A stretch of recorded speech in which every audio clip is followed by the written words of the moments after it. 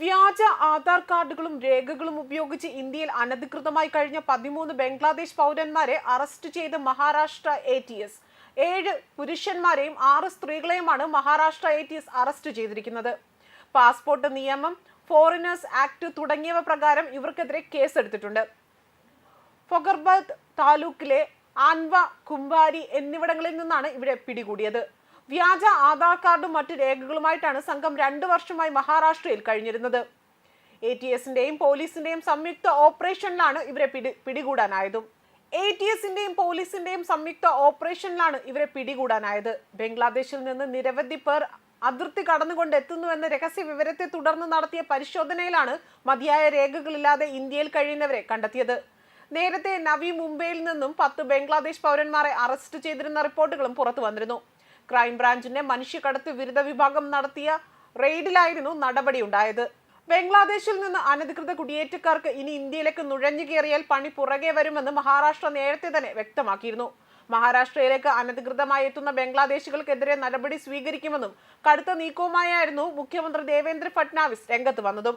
ബംഗ്ലാദേശിൽ നിന്ന് സംസ്ഥാനത്തേക്ക് നുഴഞ്ഞു കയറുന്നവരെ പാർപ്പിക്കാൻ മുംബൈയിൽ നല്ല നടപ്പ് കേന്ദ്രം നിർമ്മിക്കുമെന്നും അദ്ദേഹം പറഞ്ഞിരുന്നു.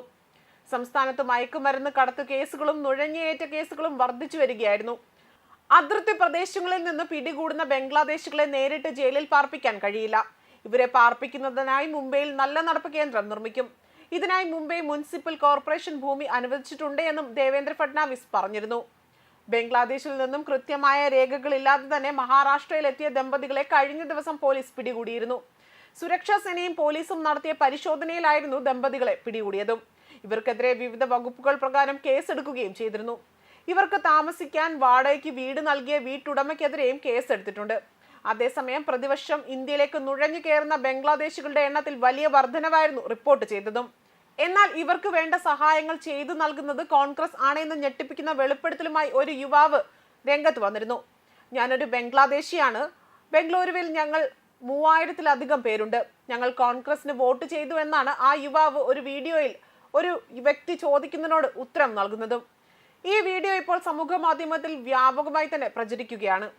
കണക്കിലധികം ബംഗ്ലാദേശികൾ ബംഗളൂരുവിൽ സ്ഥിരതാമസമാക്കിയിട്ടുണ്ട് എന്നതിന്റെ നേരിട്ടുള്ള തെളിവായിട്ടാണ് ഇപ്പോൾ വീഡിയോ പുറത്തു വന്നിരിക്കുന്നതും.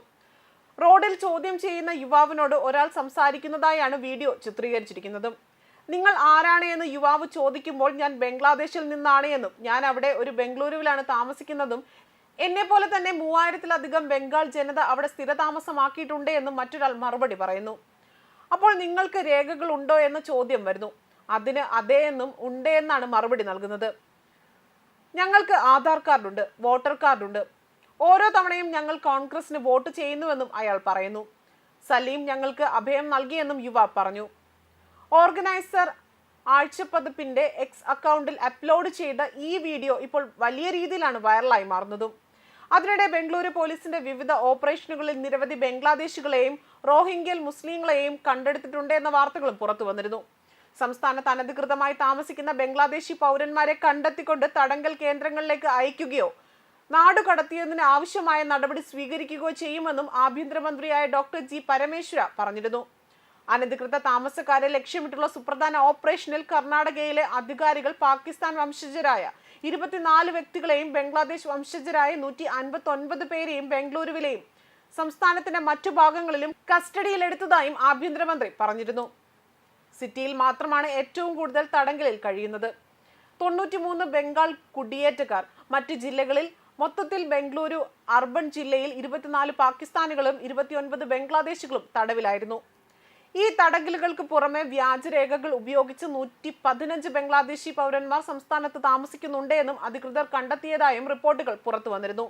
അതേസമയം കഴിഞ്ഞ കുറച്ച് ദിവസങ്ങൾക്ക് മുൻപേയും പുറത്തു വന്ന വാർത്തയിൽ രാജ്യസുരക്ഷയ്ക്ക് ഭീഷണി ഉയർത്തുന്ന കേരളത്തിലെ ബംഗ്ലാദേശി കോളനികളെ കുറിച്ചുള്ള വാർത്തകൾ പുറത്തു വന്നിരുന്നു. പിന്നാലെയാണ് അനധികൃത കുടിയേറ്റക്കാരുടെ തിരോധാനം റിപ്പോർട്ട് ചെയ്യപ്പെടുന്നതും. അനധികൃത കുടിയേറ്റക്കാരിൽ ചിലർ തന്നെയാണ് ബംഗ്ലാദേശികളാണ് എന്ന വെളിപ്പെടുത്തലുമായി രംഗത്ത് വന്നതും. ബംഗാളികൾ എന്ന വ്യാജേനയാണ് ഇവർ സംസ്ഥാനത്ത് താമസിച്ചു പോരുന്നതും. ബംഗ്ലാദേശി സ്വദേശിയായ മുഹമ്മദ് സുഹൈലാണ് ഇതു സംബന്ധിച്ച ചോദ്യത്തിനായി ഒരു പ്രമുഖ മാധ്യമത്തിന് നൽകിയ അഭിമുഖത്തിൽ പറയുന്നത്. ബംഗാളിൽ എന്ന വ്യാജേന എത്തിക്കൊണ്ട് കൊച്ചിയിൽ കഴിയുന്ന നിരവധി ബംഗ്ലാദേശികളെ അന്വേഷണത്തിൽ തിരിച്ചറിഞ്ഞിരുന്നു.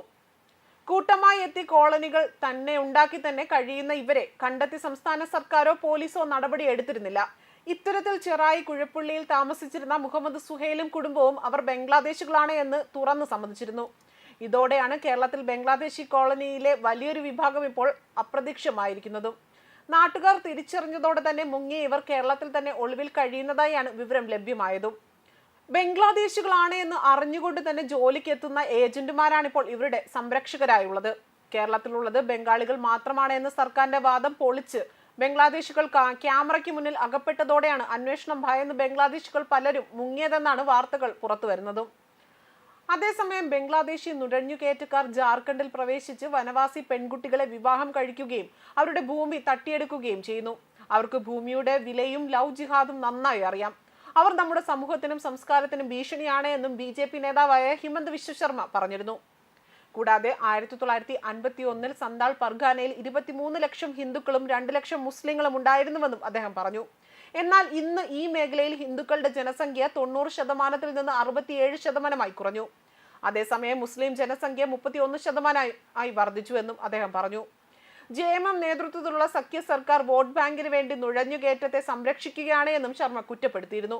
അതേസമയം ജാർഖണ്ഡിൽ നുഴഞ്ഞു കയറിയിട്ടുള്ള മുഴുവൻ ബംഗ്ലാദേശികളെയും ഒരാൾ വിടാതെ തന്നെ സംസ്ഥാനത്തു നിന്നും തുരത്തുമെന്നും അമിത് ഷാ പ്രഖ്യാപിച്ചിരുന്നു. ഭാഗികമായി 25 പ്രമേയങ്ങളുടെ ഒരു രൂപരേഖയും അമിത് ഷാ ചടങ്ങിൽ അവതരിപ്പിച്ചിരുന്നു. സംസ്ഥാനത്ത് ഏകീകൃത സിവിൽ കോഡ് നടപ്പിലാക്കുമ്പോൾ ആദിവാസി വിഭാഗത്തെ പൂർണ്ണമായും സംരക്ഷിക്കുന്ന നിലയിലായിരിക്കും നടപ്പിലാക്കുക എന്നും അദ്ദേഹം വ്യക്തമാക്കിയിരുന്നു. ഏകീകൃത സിവിൽ കോഡ് ആദിവാസി വിഭാഗത്തിന് ബാധകമായിരിക്കില്ല എന്നും കേന്ദ്ര ആഭ്യന്തരമന്ത്രി അറിയിച്ചിരുന്നു. ആദിവാസി സമൂഹത്തോട് വ്യക്തിത്വവും പൈതൃകവും പൂർണ്ണമായും സംരക്ഷിക്കാൻ BJP പ്രതിജ്ഞാബദ്ധരാണ്. നുഴഞ്ഞുകയറ്റക്കാർ കൈവശപ്പെടുത്തിയ എല്ലാ ഭൂമിയും ആദിവാസി വിഭാഗങ്ങൾക്ക് തിരികെ നൽകുമെന്നായിരുന്നു അദ്ദേഹം ഉറപ്പു പറഞ്ഞിരുന്നതും. അതോടൊപ്പം ജാർഖണ്ഡിലെ ബംഗ്ലാദേശികളുടെ നുഴഞ്ഞുകയറ്റം കുറയ്ക്കാനുള്ള നടപടികൾ സ്വീകരിക്കണമെന്നും സംസ്ഥാന സർക്കാരിന് ഹൈക്കോടതി നിർദ്ദേശം നൽകിയിരുന്നു. സന്താൾ പർഗാനയിൽ താമസിക്കുന്ന ബംഗ്ലാദേശി നുഴഞ്ഞുകയറ്റക്കാരെ കണ്ടെത്തിക്കൊണ്ട് അവരെ നാടുകടത്താനുള്ള ആക്ഷൻ പ്ലാൻ കോടതിയെ അറിയിക്കണമെന്നും നിർദ്ദേശമുണ്ടായിരുന്നു. നുഴഞ്ഞുകയറ്റക്കാരെ തിരിച്ചറിയാൻ പ്രത്യേക സംഘത്തെ നിയോഗിക്കണമെന്നും കോടതി പറഞ്ഞിരുന്നു. എന്തുകൊണ്ട് ഒരു പ്രത്യേക സംഘം രൂപീകരിക്കുന്നില്ല? ഈ മേഖലകളിൽ വ്യാജ റേഷൻ കാർഡുകളും വോട്ടർ ഐഡന്റിറ്റി കാർഡുകളും ആധാർ കാർഡുകളും നിർമ്മിക്കുന്നുണ്ട്. തെറ്റായ ഇത്തരം പേപ്പറുകളാണ് ഇതിനായി ഉപയോഗിക്കുന്നത്. നുഴഞ്ഞുകയറ്റക്കാർ തദ്ദേശവാസികളുടെ അവകാശങ്ങൾ ലംഘിക്കുന്നു. Ration card, voter card, Aadhaar card അല്ലെങ്കിൽ BPL കാർഡ് തുടങ്ങിയ രേഖകൾ പരിശോധിച്ചതിനു ശേഷം മാത്രമേ അവകാശ രേഖ നൽകാനുള്ളൂ എന്നും ഉറപ്പാക്കാൻ ആവശ്യമായ ഉത്തരവുകൾ പുറപ്പെടുവിക്കണമെന്നും ബന്ധപ്പെട്ട ജില്ലകളിൽ ഡെപ്യൂട്ടി കമ്മീഷണർമാരോട് ഹൈക്കോടതി നിർദ്ദേശിച്ചിരുന്നു. ധാരാളം നുഴഞ്ഞുകയറ്റക്കാർ സന്താൾ പർഗാനയിൽ പ്രവേശിച്ചിട്ടുണ്ട് എന്നും അതുമൂലം അവിടുത്തെ ജനസംഖ്യാക്രമം മാറുകയും തദ്ദേശവാസികളുടെ എണ്ണം കുറയുകയും ചെയ്യുന്നുവെന്നും കാട്ടി ജാർഖണ്ഡ് ഹൈക്കോടതിയിൽ ജംഷഡ്പൂർ നിവാസിയായ ഡാനിയൽ ഡാനിഷാണ് പൊതു താൽപര്യ ഹർജി കോടതിയിൽ സമർപ്പിച്ചതും. ന്യൂസ് ഡെസ്ക് കർമ്മ ന്യൂസ്.